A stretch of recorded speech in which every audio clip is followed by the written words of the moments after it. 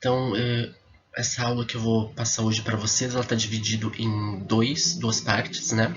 Eu vou passar essa primeira parte, que a gente vai falar sobre equipamentos de proteção individual nessa semana. E na semana que vem a gente vai falar então sobre equipamentos de proteção coletiva, tá bom? Antes eu gostaria de dar alguns avisos para vocês, tá? Enquanto a gente está nesse sistema temporariamente EAD. As atividades que vocês vão fazer, não se preocupem, elas não precisam estar todas completas, elas não precisam estar 100% certas. Então, se vocês não conseguiram fazer uma atividade por causa da aula, naquela lista tem atividades dessas duas aulas que eu vou passar para vocês nessa semana e na semana que vem, não tem problema. Pode deixar do jeito que vocês conseguiram fazer, o máximo que vocês puderam fazer, não tem problema de me enviar até hoje, na segunda-feira, dia 30 de março. Tá? Então, se vocês quiserem entregar essas atividades, o que vocês terminaram depois, não tem problema também. Tá? Essas atividades, então, são só para a gente ter um controle de frequência. Então, eu não vou corrigir, não vai valer nota, não tem problema com relação a isso. Tá? Mas vocês têm que entregar para a gente poder ter um feedback se vocês estão acompanhando, se vocês estão realizando as atividades. Afinal, essas atividades vocês deveriam fazer no período normal de aula. Tá bom? Então, essas atividades que vocês não conseguiram resolver, não tem problema. A gente conversa sobre elas depois. Eu vou procurar ver se eu consigo marcar uma reunião, uma videoaula com vocês pelo Zoom, pelo aplicativo Zoom. E daí, acho que a gente consegue tirar melhor as dúvidas e trabalhar de uma forma mais interativa. Tá bom?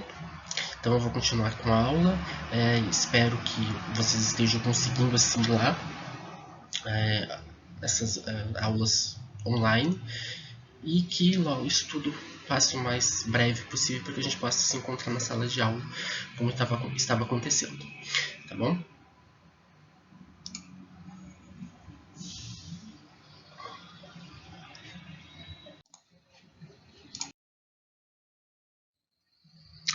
Então, nessa aula a gente vai trabalhar com utilização de EPIs e PCs, mas também a gente vai tratar sobre as boas práticas de laboratório, que são as chamadas BPL, né? E dentro dessas boas práticas de laboratório, uma das principais, se não a principal, é a organização das atividades laboratoriais, que seria então um aspecto fundamental para a segurança do pesquisador e analista para a garantia da qualidade de resultados analíticos confiáveis.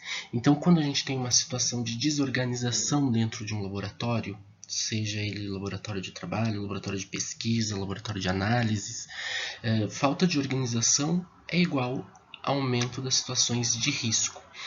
Seja porque um equipamento que estragou não foi listado que está estragado, seja porque alguém não fez a reserva do equipamento, seja porque a louça do laboratório não foi limpa. Enfim, diversos fatores de desorganização levam ao aumento das situações de risco. E é fundamental que toda atividade laboratorial seja planejada e executada em um ambiente seguro, para evitar situações de perigo que possam vir a comprometer a integridade e a saúde do trabalhador, do profissional. Então, dentro da lista de critérios para ter uma organização das atividades laboratoriais, estão incluídos, então, o manuseio de equipamentos e instrumentos. Eu acho que isso é de praxe em todo laboratório. Nenhuma pessoa que não seja preparada ou que não tenha sido treinada, ela pode mexer no material de laboratório. O manuseio das vidrarias, que também é bastante importante, até porque nós temos diferentes tipos de vidrarias no laboratório e cada vidraria tem uma utilidade e deve ser utilizada de forma correta, de forma com que ela foi proposta, né, para ser utilizada. Preparo de reagentes e soluções, sempre com antecedência antes das atividades, então sempre da forma correta, seguir os cálculos adequados para não preparar soluções de maneira errada. As condições de segurança também devem ser seguidas, né? A sinalização das áreas de trabalho, se tem extintor de incêndio, se tem saídas de emergência, né? O tempo de execução, que vai durar uma atividade, também tem isso muito importante, porque se a gente for fazer uma atividade, outras pessoas vão querer fazer uma atividade também no laboratório. Então é necessário que haja uma preparação, que seja uma programação para que a atividade ela possa ser feita num tempo pré-determinado. Afinal, outras pessoas vão querer utilizar o espaço, né? Procedimentos operacionais que são chamados os POPs, né? Procedimento operacional padrão. Então, todo laboratório tem o seu conjunto de POPs, que é utilizado para as diferentes atividades, dos diferentes equipamentos do laboratório. Práticas seguras e sempre ter um registro das atividades. Então, nos laboratórios que eu trabalhei, quando eu fazia mestrado, doutorado, iniciação científica, sempre tinha, né, um caderninho de registro de atividades. Então, sei lá, eu fui utilizar a centrífuga, eu tinha que colocar que eu utilizei a centrífuga no dia tal, na hora tal, até o período tal, por questão de controle mesmo, né? Até para o responsável pelo laboratório saber se o que estragou, como que estragou e como que é melhor para a melhor questão para arrumar, a melhor maneira de arrumar esse equipamento, porque às vezes eu já trabalhei em laboratórios também que não tinha esse controle, o equipamento estragava, às vezes ficava meses com o equipamento estragado, e quando chegava o técnico para perguntar como é que tinha acontecido, como que ele tinha estragado, ninguém sabia. Isso dificultava bastante o conserto do equipamento, porque o técnico acabava cobrando mais, porque ele tinha que fazer todo um processo, né, para descobrir o que tinha acontecido. Então, quando a gente sabe se o equipamento estragou, de novo, aquela questão de sempre que estragar algum laboratório, a gente sempre tem que comunicar o responsável. A gente não pode esconder para debaixo do tapete, porque uma hora isso vai ser descoberto e vai ser sempre pior quando ser descoberto depois do que se é descoberto no início. Até para consertar, para arrumar, fica mais fácil. Tá? Então, para isso que é importante ter o registro das atividades dentro do laboratório. Então, como boas práticas em laboratório, né, que seria um tema mais geral dessa aula, são conjuntos de procedimentos com o objetivo de proporcionar a diminuição dos riscos no ambiente laboratorial, e elas dizem respeito então à ordem e limpeza de todo o material do laboratório, sejam as bancadas, sejam as vidrarias, sejam os materiais metálicos, sejam os equipamentos. Então tudo tem que estar sempre limpo e organizado, né? Aquela coisa, sujou, limpou. Separação e limpeza da área de trabalho também, então isso é muito importante. Sempre a gente tinha no laboratório que eu trabalhava, cada um tinha uma bancada, então essa bancada ela deveria ser sempre limpa para que antes de eu usar e depois que eu usar também, para evitar prováveis contaminações. E isso é uma coisa que vocês vão ver muito nas aulas práticas a partir do semestre que vem, que sempre que vocês forem utilizar a bancada, né, em grupos, o grupo é responsável pela limpeza da bancada depois que foi utilizada. Então isso é de praxe. Qualquer aula que vocês vão ter aula prática, a vidraria, o material sempre vai estar separado para vocês utilizarem. Depois é obrigação de vocês deixarem esse material separado e limpo para que os outros colegas possam vir a utilizar mais tarde, numa próxima aula. Tem manuseio adequado de equipamentos elétricos também, ou seja, sempre ter cuidado com se manusear esses equipamentos, sempre prestar atenção aos riscos que eles oferecem. Substâncias químicas também, sempre que for para ser utilizado na capela, utilizar dentro da capela, nunca fora. Materiais biológicos e radioativos, sempre com muito cuidado, né, porque pelos riscos que eles oferecem. E é claro, né, sempre o uso adequado de EPI e EPC, equipamento de proteção individual e equipamento de proteção coletiva. Tá?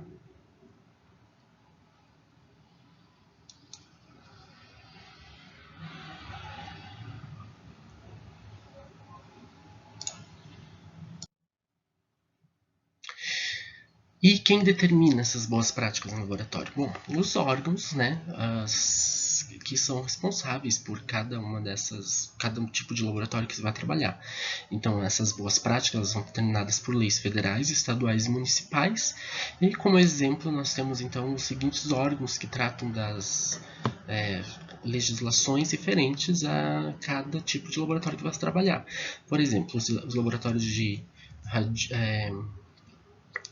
radioatividade, que lidam com materiais radioativos, então eles tem a Comissão Nacional de Energia Nuclear, o CNEM, que trata sobre as leis que gerem e que organizam as práticas desse tipo de laboratório, porque eles têm um resíduo diferente, eles geram materiais diferentes que devem ser descartados de uma forma diferente do que os outros laboratórios. Para os laboratórios de análises clínicas, né, que trabalham com materiais biológicos, então tem a Comissão Técnica Nacional de Biossegurança, CTN-Bio, e também a Agência Nacional de Vigilância Sanitária, que é aquela que a gente conhece, que é a mais famosa por nós, que é a Anvisa, que é ela que trata sobre a legislação, que é ela que faz, tem as atribuições, né, sobre que tipo de ambiente está apto ou não para ser trabalhado, se ele segue as normas, e enfim, a gente vê a Anvisa trabalhando continuamente em vários ambientes, né, do nosso cotidiano, né? Então, como boas práticas no laboratório, a limpeza das áreas de trabalho, né, que deve ser feita então, regular imediatamente após o término de uma atividade. Então, sempre que a gente for fazer um experimento, a gente deve limpar. Eu sempre limpava antes, né? Então essa é uma questão que eu tinha mesmo para evitar contaminações, então depende do que a gente vai fazer no laboratório. Eu sempre procurava limpar antes e após a minha atividade no laboratório, né? Porque, enfim, eu não sei se a pessoa que trabalha, eu sempre tinha a gente sempre deve ter, na verdade, essa questão de eu não sei o que a outra pessoa fez antes de mim, então eu vou confiar na minha limpeza, porque vai que ela não tenha limpado direito, vai que ela tenha esquecido de algum produto, vai que ela tenha, enfim, passado só um paninho úmido, então, né, para evitar esse tipo de contaminação, esse tipo de acidente, a gente sempre conta que não está limpo, então faz uma limpeza antes e após a atividade para evitar qualquer problema. Desinfecção do ambiente também antes e após a atividade laboratorial. O que seria desinfecção? Eliminação de qualquer material vivo que possa estar presente, como bactérias e fungos e micro-organismos, tá? Então a gente vai ver mais tarde que desinfecção não é a mesma coisa que esterilização, tá? Então se a gente quiser trabalhar num ambiente estéril, a gente vai ter que usar um tipo de substância. Se a gente quiser trabalhar num ambiente simplesmente desinfetado, a gente passa um álcool etanol 70% ou uma solução de água sanitária para desinfetar o ambiente para poder trabalhar sem riscos de contaminação com demais micro-organismos. Agora, se a gente precisa trabalhar num ambiente estéril, a gente daí faz, né, um processo de esterilização com alguma outra substância mais forte, mais potente.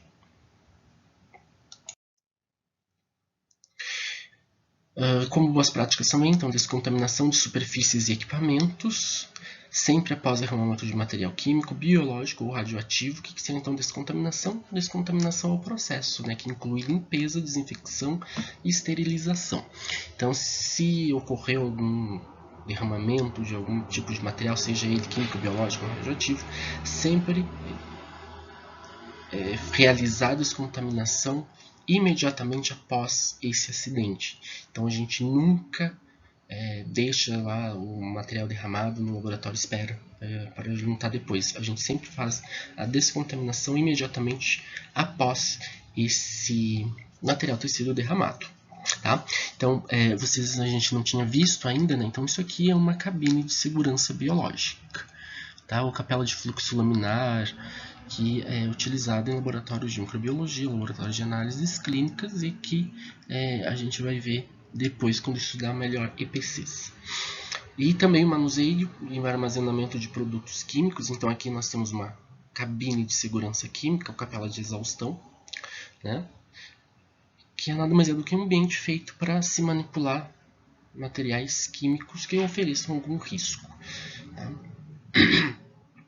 Então, sempre que a gente for manusear ou armazenar produtos químicos, sempre utilizar os equipamentos de proteção individuais adequados, sempre com algum suporte, ou seja, nunca sair com eles pendurado pela mão dentro do laboratório, então sempre colocar uma bandeja embaixo, uma bacia, para evitar que eles derramem, que eles caiam, né? E, se possível, na capela, se eles forem voláteis, ácidos ou bases, ou metais pesados, metais que tenham alto risco de contaminação.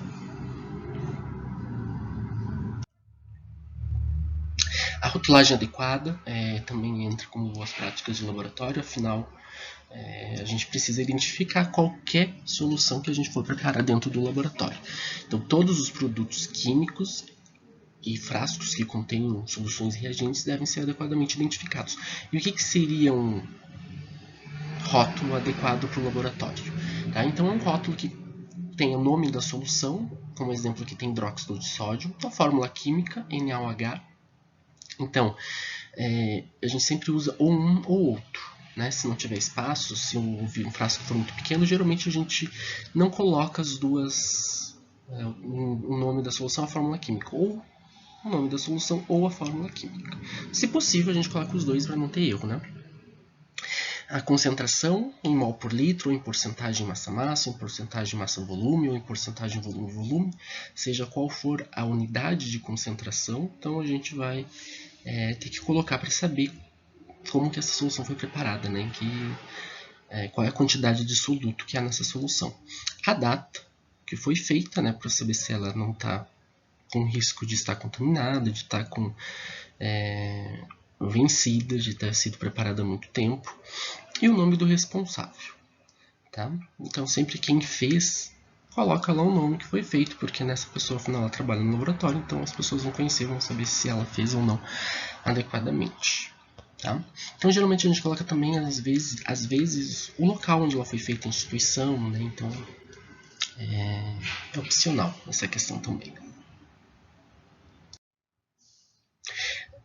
As boas práticas de laboratório também entram a leitura adequada desse diagrama, né, que eu coloquei em algumas questões na atividade que eu mandei para vocês, muitos eu acho que ficaram perdidos. Então, o que é esse diagrama? Esse aqui é o chamado diagrama de Rommel ou diamante de perigo. Tá? E o que ele quer dizer? Ele é um losango, né, dividido em 4 partes, 4 losangos menores, cada um deles representado por uma letra. Tá? Então, o losango azul, ele representa risco de vida. Tá? E vocês podem ver, né, ele está dividido em 4 partes, cada uma dessas partes tem uma cor e tem uma numeração. Então, geralmente, essa numeração, os coloridos, né, os losangos coloridos, azul, vermelho e amarelo, eles têm uma numeração que vai de 0 a 4, e o branco ele tem uma simbologia específica. Tá? Então, já vou explicar para vocês o que significa cada uma desses quadradinhos. Tá? Então, como eu havia falado, o azul representa risco de vida e ele vai de 0. Então, quando o material é simbolizado com o número 0, ele é um material normal, ou seja, um material inofensivo, que não provoca riscos, que não apresenta nenhum tipo de perigo para a nossa saúde. Então, como exemplo, a gente tem a água, né, que é representado pelo 0. Se apresenta o número 1, pequeno risco à saúde. Número 2, ele já é potencialmente mais perigoso. O número 3 é extremamente perigoso. E o número 4 significa que ele é mortal em pequenas doses que podem ser ingeridas ou absorvidas pelo organismo, pela pessoa.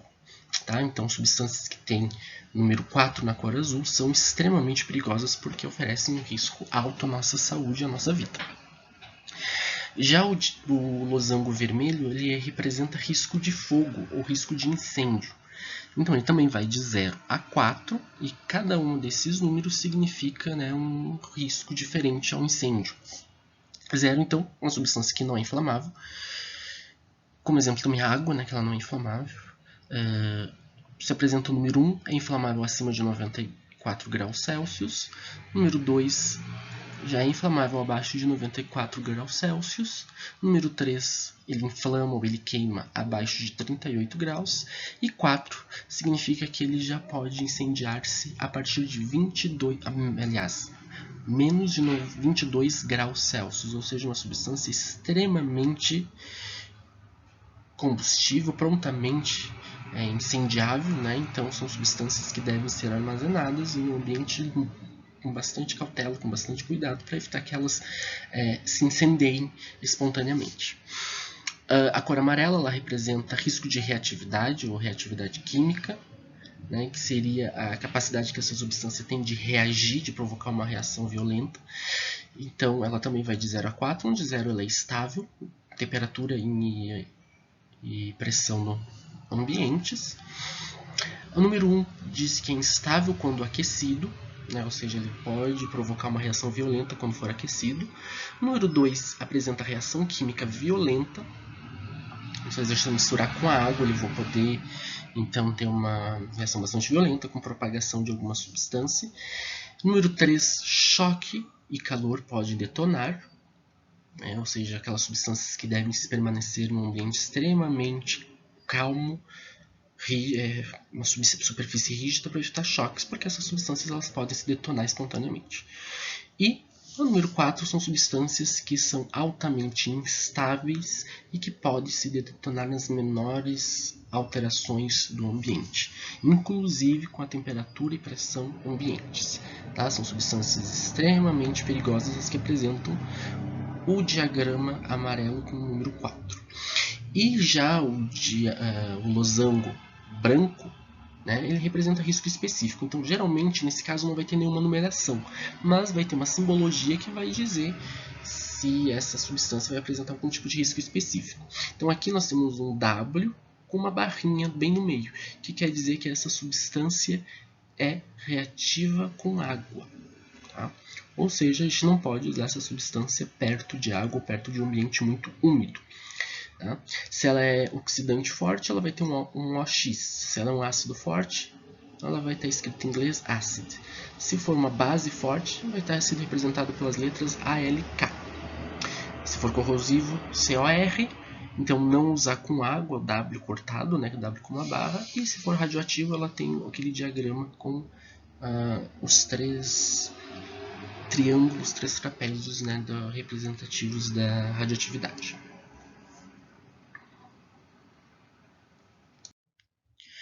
Então, como exemplos, eu trouxe alguns diagramas de Rommel, de algumas substâncias, só para mostrar, ilustrar para vocês como é que a gente consegue ler esse diagrama, né, para diferentes substâncias e identificar se uma substância é muito tóxica ou não, né, somente pela interpretação adequada desse diagrama. Então aqui a gente tem o diagrama de Rommel do hidróxido de sódio. Então a gente pode ver que é uma substância bastante perigosa para a nossa saúde, porque o losango azul é representado pelo número 3, então ele é extremamente perigoso à nossa saúde.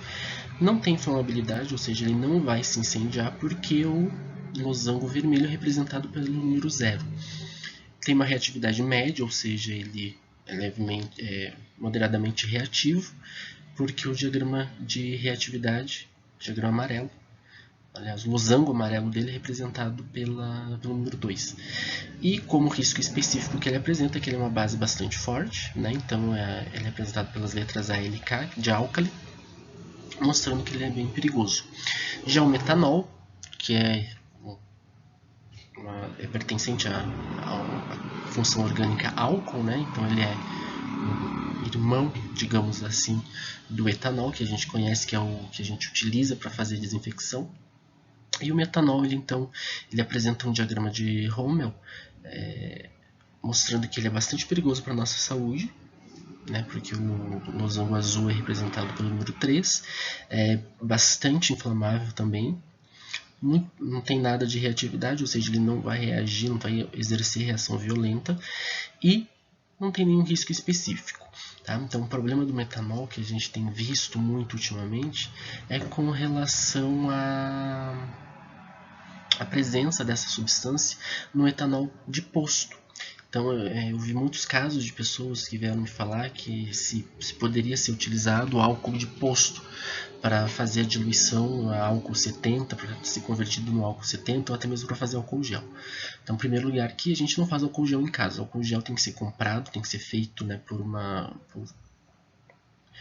um órgão que siga adequadamente as recomendações. E também o álcool de posto, ele tem uma quantidade muito grande, de metanol. Ele é adicionado metanol misturado com etanol, né, como combustível, e também ele pode conter até mesmo resquícios de benzeno nesse etanol de posto. Então, se vocês ouvirem alguém falando isso, se vocês já pensaram em fazer isso, então não adquiram álcool de posto para fazer álcool 70 em casa. Tá? Prefiro comprar o álcool 70 que já vem pronto em lojas de material hospitalar, ou se vocês têm um etanol de laboratórios 90, 95%, façam uma diluição, os cálculos adequados para utilizar como álcool 70. Agora, nunca utilizem álcool de posto para fazer isso, tá bom? Porque ele é bastante perigoso. Outra substância também bastante comum, né, nos laboratórios é o ácido clorídrico. Ele também é uma substância bastante perigosa para a nossa saúde, representado então pelo losango azul número 3, e tem uma reatividade leve, né? Como risco específico, ele é corrosivo. Também alguns diagramas de Hommel para o ácido clorídrico apresentam aqui um ácido, mostrando que ele é ácido. Tá? Então não tem problema também, o risco específico dele é diferentemente encontrado em diferentes tipos de fabricantes. Tá? O Gasarin, que é uma substância que foi utilizada no passado como arma química, mostrando que ele tem um risco muito alto à nossa saúde, ele é extremamente letal. Tá? Então ele é um gás que foi utilizado como arma química já por esse potencial de matar as pessoas. Então ele é muito perigoso, pouco inflamável e pouco reativo, não tem nenhum risco específico. O TNT é uma substância também muito perigosa porque ele oferece um risco extremo à nossa saúde, é muito altissimamente muito inflamável, né? O losango vermelho que representa a inflamabilidade é representado pelo número 4 e tem uma reatividade bastante alta, né? Mostrando que ele é bem instável e que pode se detonar em choques ou batidas. E o cianeto de hidrogênio, que muitos conhecem como cianureto de hidrogênio, até mesmo ácido cianídrico, ele é uma substância bastante perigosa porque ele tem um alto potencial letal para a nossa saúde e também por ser altamente inflamável. Tá? Então é uma substância muito perigosa no laboratório, então sempre que a gente for trabalhar tem que tomar os devidos cuidados. E também ele tem uma reatividade moderada, né, representada aqui pelo número 2. Então no exercício que eu trouxe para vocês, na lista que eu passei, tem alguns diagramas de perigo e eu pedi para vocês interpretarem, me falarem, sem saber qual é a substância, para me falar, né, se essa substância, se ela oferecia algum risco e se oferecia que risco que era oferecido para essa substância. Então vocês tinham que fazer a interpretação desses diagramas, como eu fiz aqui, né? Então, por exemplo, se você fazer um exercício, o diagrama do Gasarin, ele tem um risco extremamente alto à nossa saúde, porque ele pode causar morte, é pouco inflamável e pouco reativo. Então, era isso que vocês tinham que fazer naquele exercício. Se vocês deixarem em branco, não tem problema, vocês podem refazer e me enviar depois, ou se vocês quiserem corrigir, vocês me mandam um e-mail e digam, olha, professor, a gente fez o exercício que a gente não entendeu, então aqui está errado do exercício da lista. Então não tem problema, vocês podem fazer isso. Tá bom? Também são incluídas entre as práticas de laboratório a leitura das fichas de informação de segurança do produto químico, que é a FISPIC, que é isso daqui. Então nessas fichas elas têm identificações do produto, da empresa fornecedora, composição de informações sobre os ingredientes, identificação de perigos, medidas de primeiros socorros, medidas de combate a incêndio, medidas de controle para derramamento e vazamento, enfim, ela tem uma lista bem completa. Então todo material que é comprado, todo reagente que é comprado no laboratório geralmente vem com essa ficha. E nessa ficha tem tudo que a gente precisa saber sobre essa substância.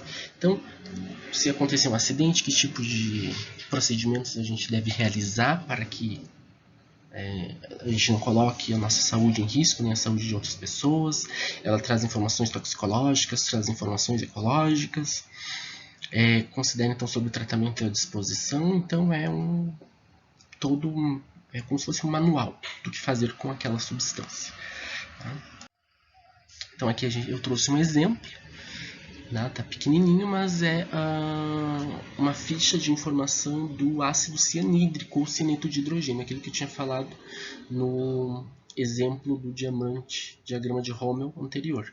Então aqui tem as especificações, produto, fabricante, endereço, telefone de emergência, a composição sobre os ingredientes, que fala o número, família química, fórmula molecular, peso atômico, peso molecular, as informações de perigo, que tipo de riscos ele oferece para a saúde, o que fazer em caso de a gente ingere, o que acontece no caso de ingestão, de absorção pela pele, e por aí vai. Isso aqui é um exemplo só para que vocês possam acompanhar.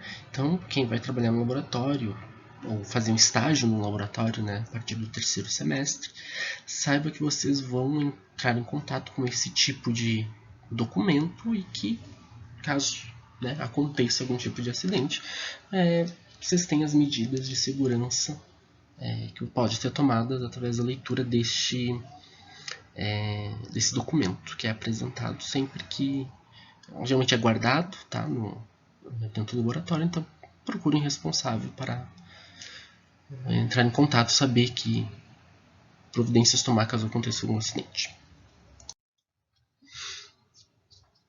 Então, os materiais biológicos radioativos, eles também devem ser rotulados de forma correta. Então, a gente tem um símbolo aqui de risco biológico, então eu sempre colocar qualquer material proveniente de amostra biológica, ele sempre tem que conter esse símbolo. E os materiais radioativos também, eles devem ser rotulados com este símbolo aqui, para que quem estiver trabalhando, quem estiver cuidando desse material, saber que aqui tem material que oferece bastante risco à nossa saúde, porque ele é radioativo. E também por ser infectante, por oferecer risco biológico. Ok?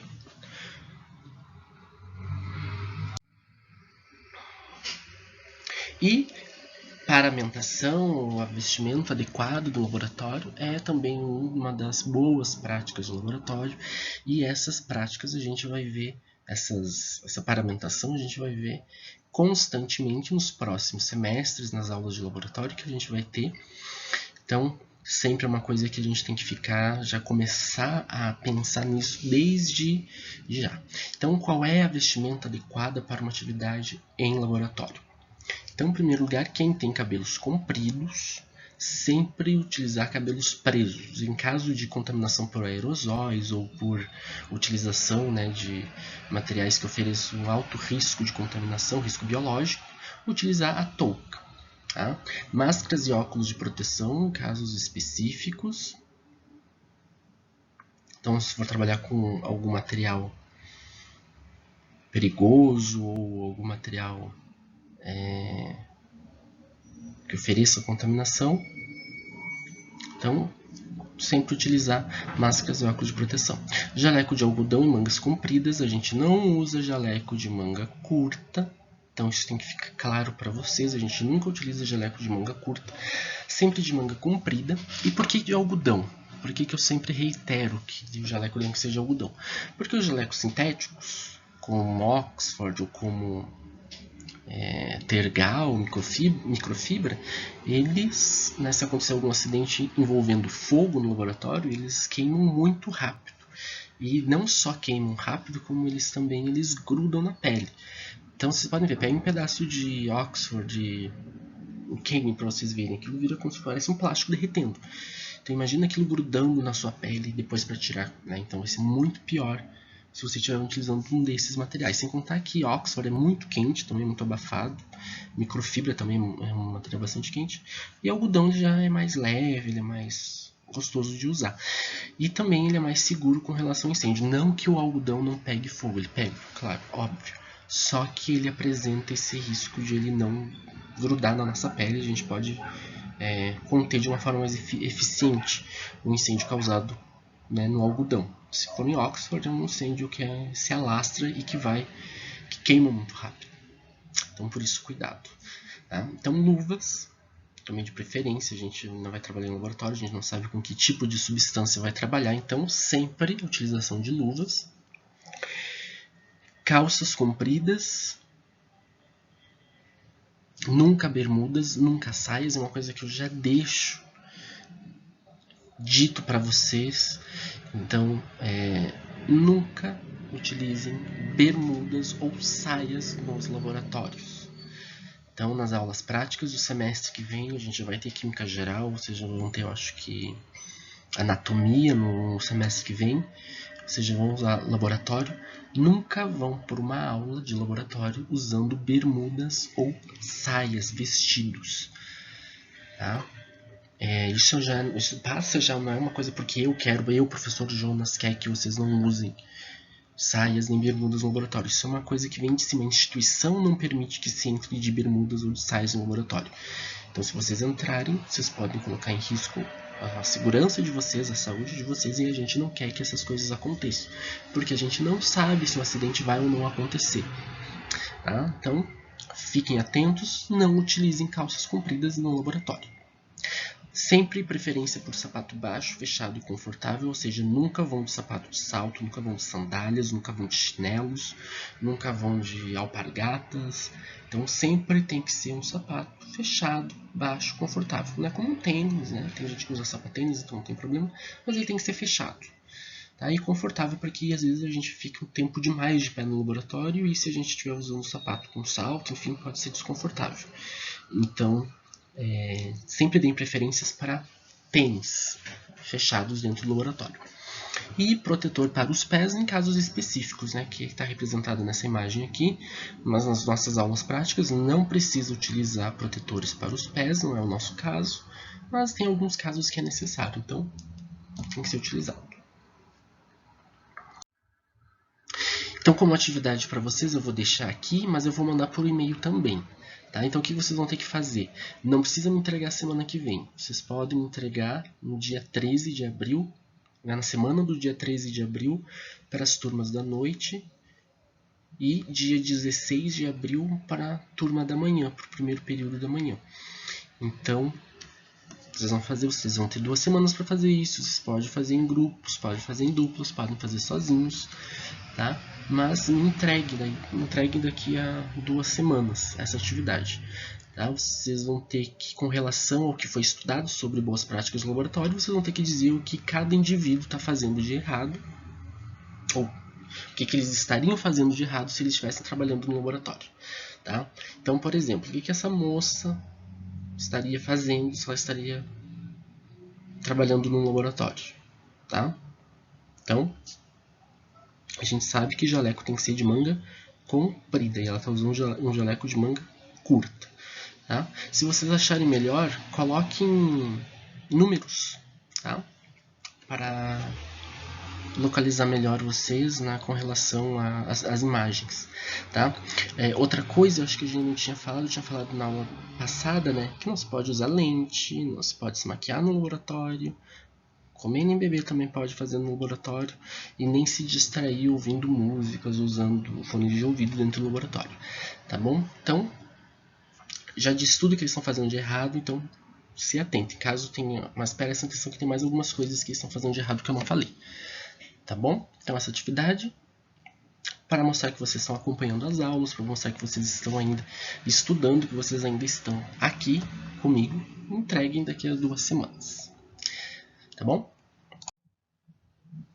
Então agora falando um pouquinho mais sobre equipamentos de proteção individual e equipamentos de proteção coletiva. Então os EPIs, eles são dispositivos de uso individual, tá no nome, é equipamento de proteção individual, então só pode ser usado por uma pessoa. Está destinados a proteger a integridade física e a saúde do trabalhador. Com relação ao que nos diz a lei. Tá? Então, a lei número 6.514 de 1977 diz que toda empresa é obrigada a fornecer equipamento de proteção individual gratuitamente aos seus funcionários. Então, esse fornecer gratuitamente tem que ser EPI de qualidade. Tá? Então, se vocês trabalham numa empresa que essa empresa ela, né, não quer cobrar ou quer descontar o EPI de vocês, isso não pode acontecer por causa dessa lei aqui, que trata exatamente disso. Toda empresa ela tem que fornecer gratuitamente o EPI para os seus funcionários. Então vocês têm direito de cobrar isso da empresa e cobrem, tá? Cobrem EPIs de qualidade, que são reconhecidos pelo Inmetro, que passaram por todas as certificações, que estão aptos a proteger a integridade física de vocês. E a norma regulamentadora número 6 do Ministério do Trabalho diz que os empregados são obrigados a usar os EPIs e se responsabilizar pela sua guarda e conservação. É aquela mesma coisa, a empresa ela tem que fornecer o material e o empregado, o colaborador, de contrapartida, ele tem que zelar pela conservação adequada desse material. Então, o que é isso? Não pode sair também usando de qualquer forma, não pode sair usando de forma errada. Tá? Como exemplo, tem as luvas, por exemplo. A gente sabe que as luvas descartáveis a gente usa uma vez e joga fora. Só que tem gente que vai coloca de qualquer jeito e já fura, já rasga a luva na primeira colocada. Então, isso não é porque a luva é bagaceira ou a luva de baixa qualidade. A luva é de látex, ela tem uma certa resistência. Só que às vezes a pessoa coloca de uma forma tão violenta, com tanta vontade, que acaba danificando o material. Então, né, considerem que se vocês estão recebendo esse material da empresa de vocês, vocês têm que ter um cuidado, têm que ter um certo zelo por esse material e eles devem ser guardados e conservados de maneira mais adequada possível pelo trabalhador, pelo funcionário.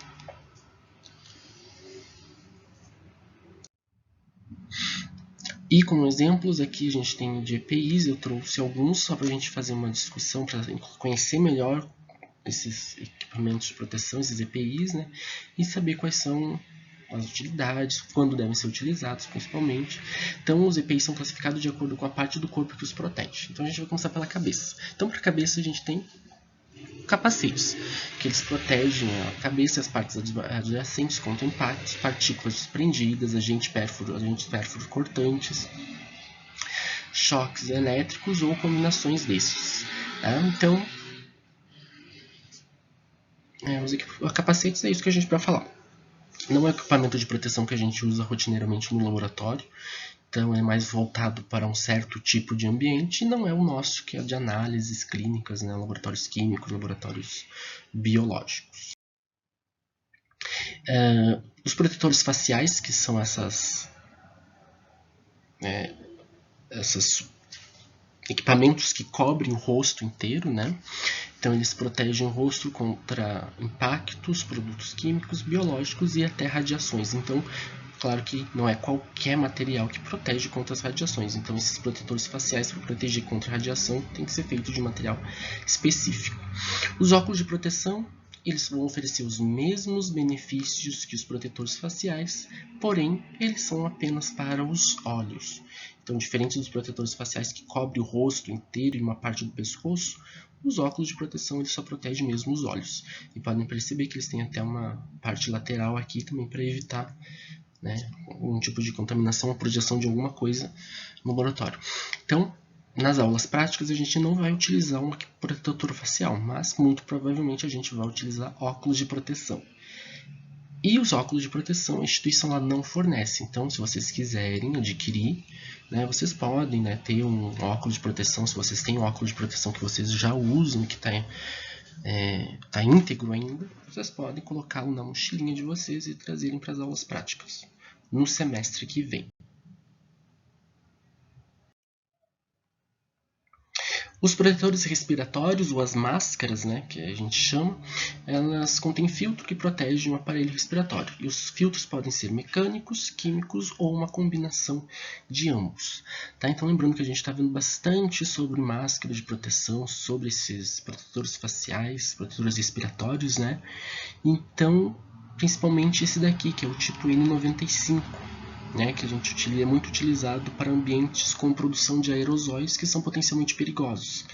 Então, principalmente para o pessoal que está trabalhando na linha de frente de combate ao coronavírus, estão usando bastante esse tipo de máscara, né, por causa da alta eficiência que ela tem. Então, ela é eficiente com um mínimo de 95% para reter partículas de micro-organismos, né, e para prevenir contaminação do nosso sistema respiratório.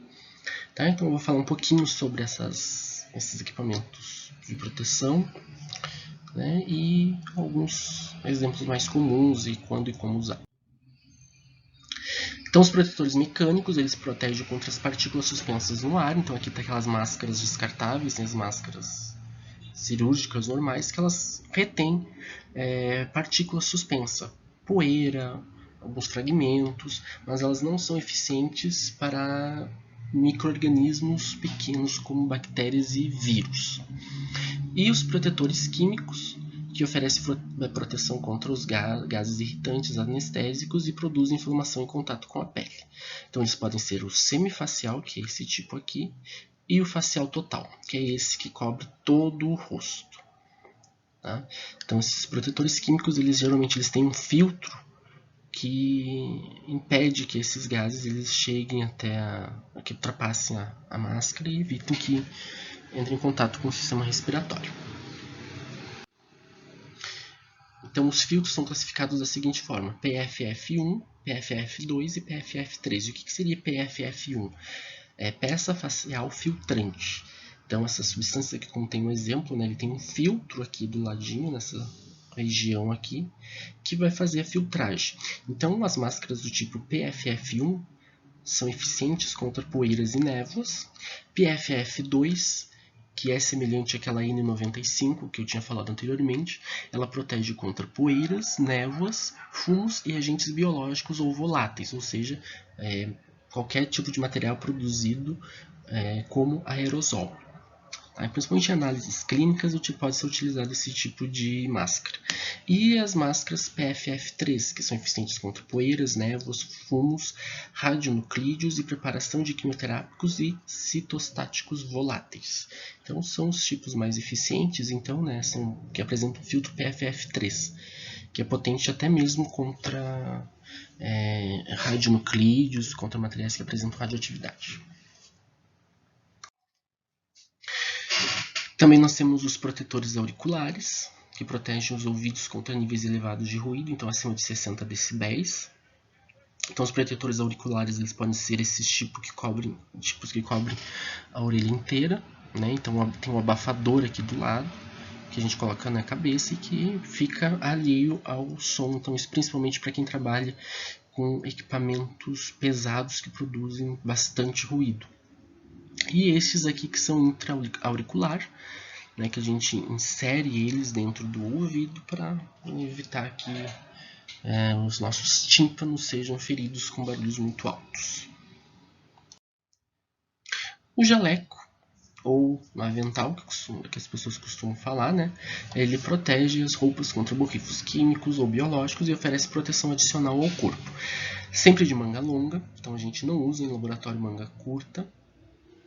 Aí vocês podem, mas no meu trabalho, eu trabalho numa farmácia, eu trabalho no balcão, eu uso jaleco de manga curta. Não tem problema. O problema é se você está no laboratório mexendo com reagentes químicos, com materiais biológicos e você está usando um jaleco de manga curta. Não se usa. Isso é uma outra questão que eu quero deixar bastante clara para vocês, é que os jalecos das aulas práticas devem ser de mangas compridas. Não precisa ser necessariamente de algodão. O algodão é um tecido que é mais caro. E aqui na FAPAR não tem o jaleco de algodão. Acho que o moço da Ecópias, que produz os jalecos, ele produz, se eu não me engano, de microfibra ou de Oxford. Então ali vocês vão pedir para fazer, não vai ter o tecido de algodão. Não tem problema não ser de algodão. Eu falo que é de algodão porque ele é melhor em caso de incêndio e tudo mais. Mas o que é imprescindível para o jaleco é ele ter manga comprida, porque se vocês entrarem numa aula de manga curta, simplesmente eu ou o professor responsável pela disciplina não vai deixar vocês entrarem. Isso são normas da instituição. Então não se entra no laboratório de manga com jaleco de manga curta. Fiquem atentos a isso, porque eu vou cobrar vocês no semestre que vem, eu e os outros professores das disciplinas de laboratório. Então fiquem atentos, tá? Então sempre tem o jaleco dentro de um saquinho, dentro da mochila de vocês ou uma bolsa separada, para evitar contaminações.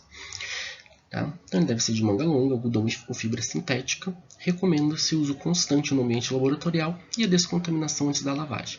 Então, vocês usaram numa aula o jaleco, levam para casa, descontaminem, né? Coloquem uma solução de etanol 70% ou de água sanitária mesmo, e depois coloquem para ser lavado na máquina. E um outro processo que é bastante eficiente para a descontaminação é passar o jaleco, porque já pode acabar, né, eliminando qualquer micro-organismo que tenha resistido à descontaminação e à lavagem, e você passa o ferro quente ali, vai acabar deixando o jaleco livre de qualquer micro-organismo, tá bom? As luvas, também que são os EPIs dos membros superiores, elas protegem contra riscos biológicos, queimaduras químicas, calor ou frio excessivos, mordidas de animais, caso se esteja trabalhando, né, com a experimentação animal, cortes, choques elétricos e outros riscos físicos. E pode ser de vários tipos de acordo com o material de que são feitas. Então, assim, não é toda luva que é resistente a corte. As luvas de látex, se você estiver trabalhando com bisturi, se você errou o bisturi, ele vai cortar a luva e vai cortar sua mão. Da mesma forma que se você estiver trabalhando com uma seringa, você fazer a aplicação de alguma coisa e errar, as luvas de látex e as de PVC também vão ser rompidas pela ponta da agulha e não vai ser efetivo. Então, tá, isso aqui é um termo bem genérico e a gente está falando das luvas. Então, até porque existe uma infinidade de luvas com diferentes utilidades dentro do laboratório. Então, a gente tem as luvas mais conhecidas, né, para quem trabalha já no laboratório, que são as luvas de látex.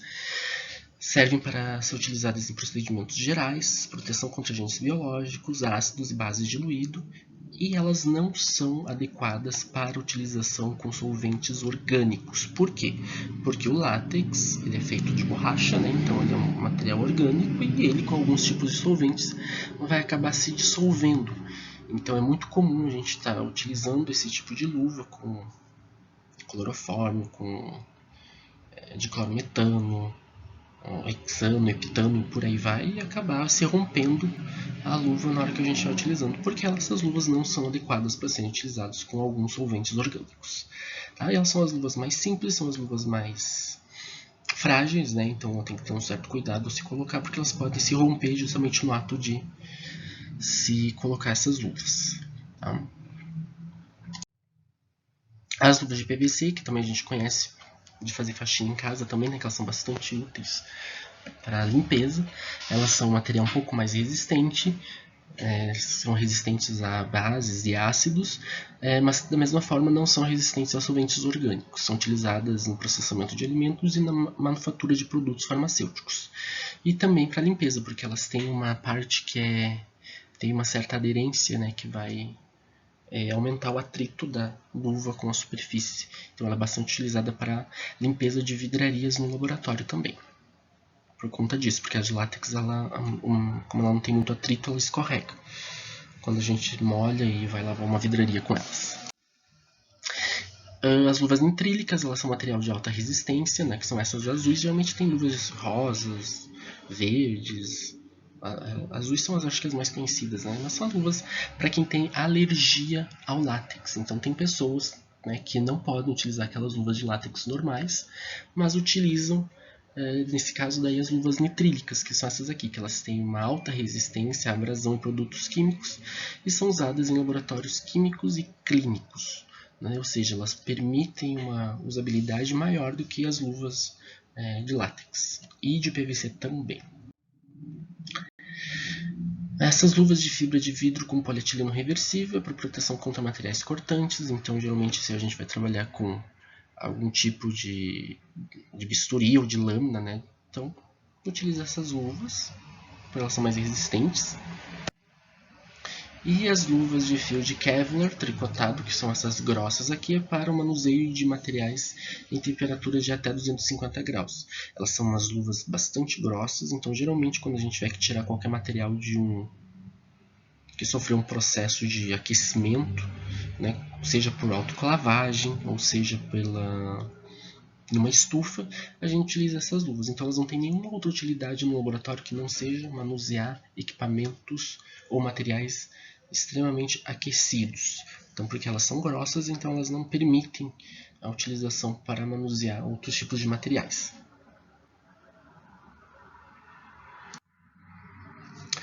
E É isso, né? Eu vou ficando por aqui com essa parte da aula. Semana que vem, então, a gente continua com EPCs, falando um pouco sobre equipamento de proteção coletiva. E não se esqueçam que a atividade daí eu vou mandar pelo e-mail de vocês, eu vou reiterar com os representantes e vocês me entregam daí daqui a 2 semanas. Tá? Por enquanto é isso, pessoal. Qualquer coisa, qualquer dúvida que vocês tenham, me perguntem que eu vou tentar esclarecer o mais rápido possível para que vocês não fiquem com essas dúvidas. Tá? Me mantenham informados e é isso. Essa semana eu vou fazer um teste com a plataforma Zoom e daí quem sabe a gente fique com uma maior interatividade. Tá bom? Por enquanto é isso. Então nos vemos semana que vem. Até mais, pessoal.